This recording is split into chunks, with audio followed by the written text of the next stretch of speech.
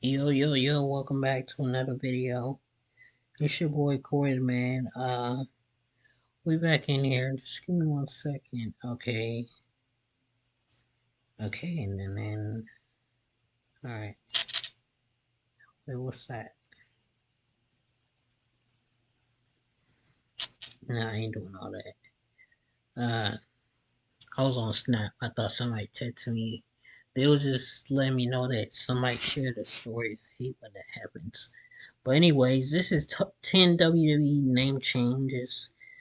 Uh, 10, 10 dumb WWE name changes that we didn't want to admit were genius. Yeah, I think Kevin Owens and Gunther, like those were some good name changes, especially Gunther. When they changed it from Walter to Gunther, I was like, bro, this is not gonna catch on. I was fell into failing to get the name right. I kept calling him Gunther Walter. Now it's like I be calling him Gunther so much, and I'm like, who is Walter? And then I had to go back and like see who Walter was. Like I forgot.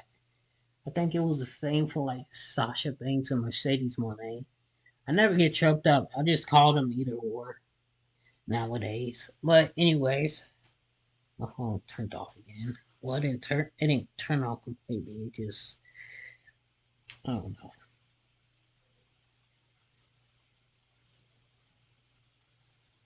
know. Ooh, wrong one. I'm not on my phone right now. I was on another profile, but I went to my profile, not realizing that was live on another profile. But anyways, let's get to it. What his body can't. Here we go. And it's the idea behind everything we do. Because at Erlanger, you are our big idea. Nice to hear.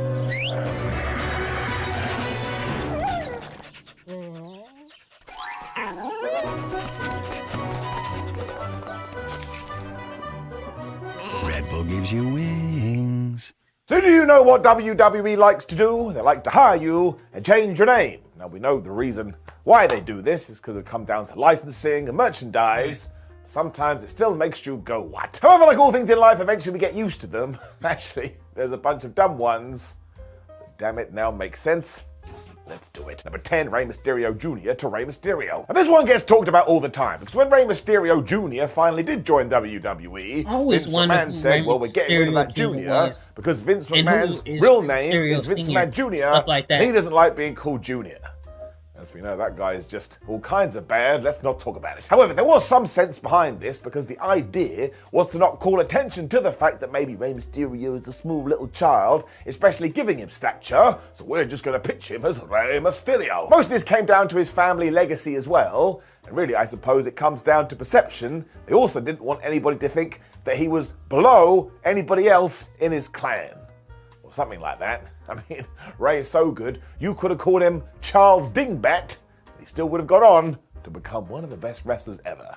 But yeah, this one's fine. Number 9, A-Kid to Axiom. So for a long old while, especially over here in Europe, A-Kid was a standout superstar. So of course, eventually he got a deal with WWE in 2019, and when he joined NXT, he became Axiom. And everyone went, sounds like a robot. He also became the latest masked superstar. But I choose to look at it this way. Whether you like to believe it or not, professional wrestling, especially WWE, is watched by a lot of children. So if you see the now Axiom flying around the ring and the fact he looks like a superhero, actually, I think this is a damn good choice that really works. Right. It's not like he's been booked badly either. I think this is the real reason fans get worried because, again, if somebody is called Radiator Man, you're probably going to be like, oh my gosh, they're going to be so hot right now. Shouldn't have said it, worst thing I've ever said. But when it comes to Axiom, have you seen him down in NXT? This guy is so damn good. And he has such a big upside Yeah, when he eventually does get to the main roster, even though he's not a big bad jack individual.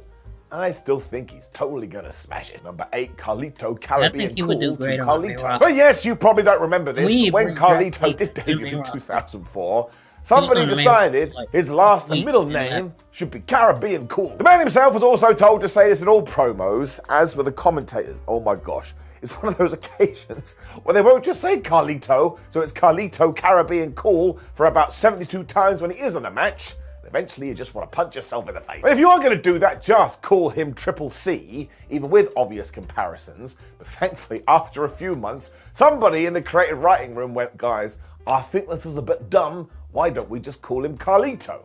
Everyone else went, oh yeah, we should do that. And we did. For some reason, even way back then, there were some fans that were offended by this. But again, let's say it all together. And the brand new heavyweight champion, Carlito Caribbean Cool. Why would you want to put yourself through such an ordeal? Number 7, Eli Drake to LA Knight. So try and think back to where you were in 2021 when Eli Drake did become LA Knight. Everybody freaked out again because they were like, why have we called him after a made-up TV show? The thing is though, given how the character was going to develop, I actually think this name worked very well. Although of course, there's a caveat here, maybe this is why people like it these days, he had to become Max Dupree first. Excuse me, Max Dupree. All of this went so badly he was going to get fired at one point before there was a big shifteroo, and he went back to being LA Knight, which he had been in NXT, which begs the question, why did we put so much time into that in the developmental system if when he was going to come up to the main roster, we were just going to change him again? Now there is a sad part to this because of course it meant the end of the maximum male models, and I thought they were brilliant, but these days, LA Knight just works. So it's a massive round of applause for whoever did come up with that one, and again it passes the test. Nashville. Damn well hear that name at WrestleMania. Number 6, Biggie Langston to Big E. Now, somewhere between the Royal Rumble and the Elimination Chamber in 2014, the Langston part got thrown by the wayside. And the reason I can't pinpoint it is because in that Rumble, he was definitely called Biggie Langston. And this was another one that kind of came at a bad time because it just seemed like the company had a massive hard-on, shouldn't have said it, for just calling people by their first name. But look, it has been a decade since we made this change. And does anybody miss that last name now? I don't think so. Big E, well, it just works. So I thought about this and I figured it out, and it probably ties into a lot of these. It's because we as a human race don't like change. I understand that. It's nice and warm and comforted when you are in your routine, but sometimes we have to embrace whatever life is going to throw at us, including just calling someone Big E. Also, look at the dude. He is humongous. At least that part always works. Number 5, Bronson Rex Steiner to Bron Breakker. Now this one does make all the sense in the world, because when you sign a Steiner to your company, as WWE did in February 2021, you want that family lineage to live on. But the powers that be went, nope, we ain't gonna do it. Instead we came up with Bron Breakker, which does sound like it just fell out the pages of Marvel Comics. I don't want to get too much into controversy here though, but this one I don't think any of us can argue, because look, when you do go through the Steiner history, well, even up to 2023, it is quite controversial, so why the flub would you want to tie that in? And it's not like this has affected anything, because we all know where he came from, and if you don't know, it's probably because you don't even know who the Steiners are, so who is this hurting? Also, Bron Breakker is so damn good. Once again, you could call him Pete McGee, and he's still going to be a future world champion. He hits the ropes so damn fast. Can't wait for him to be permanent on the main roster. He is gonna be so damn great. Number 4, Nick Nemeth to Dolph Ziggler.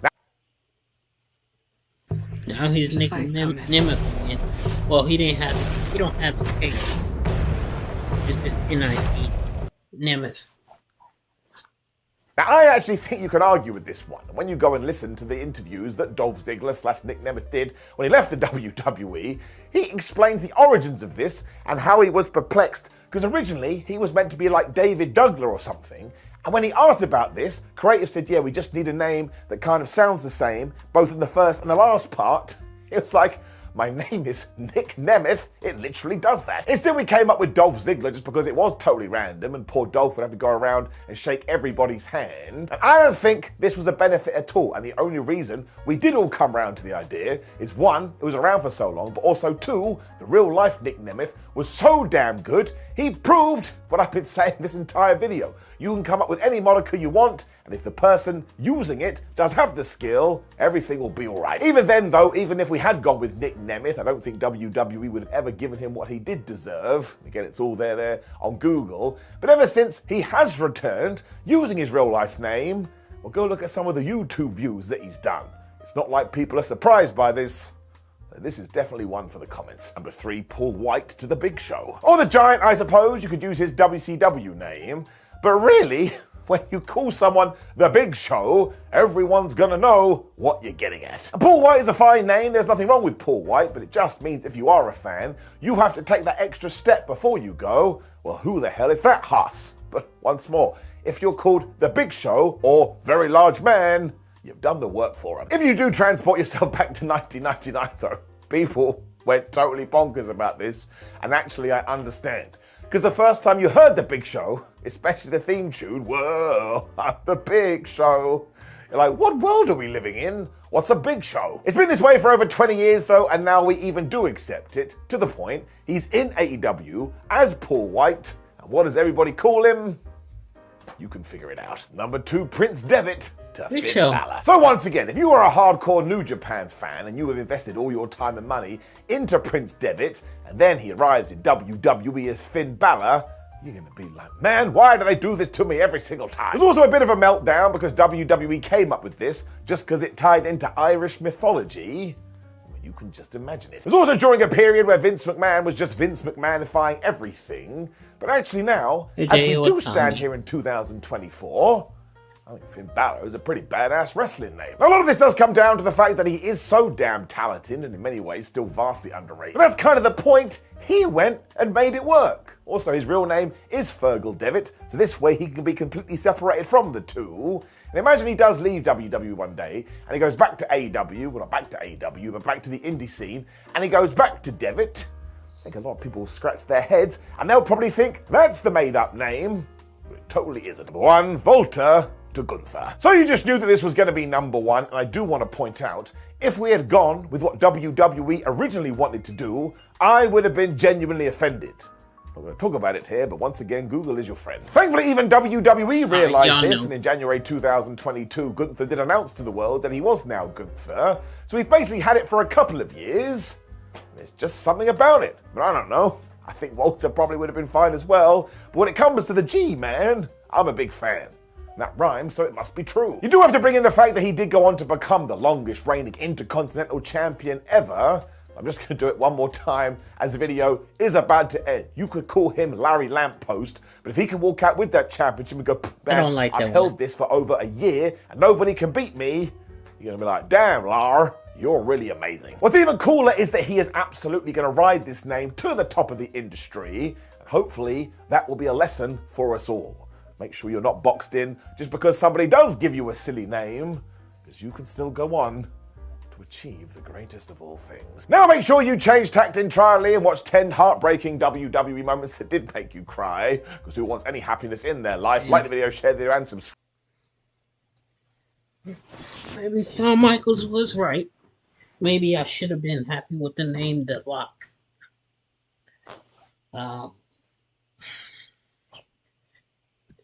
Thank y'all for watching. I'm going to see y'all on the next one.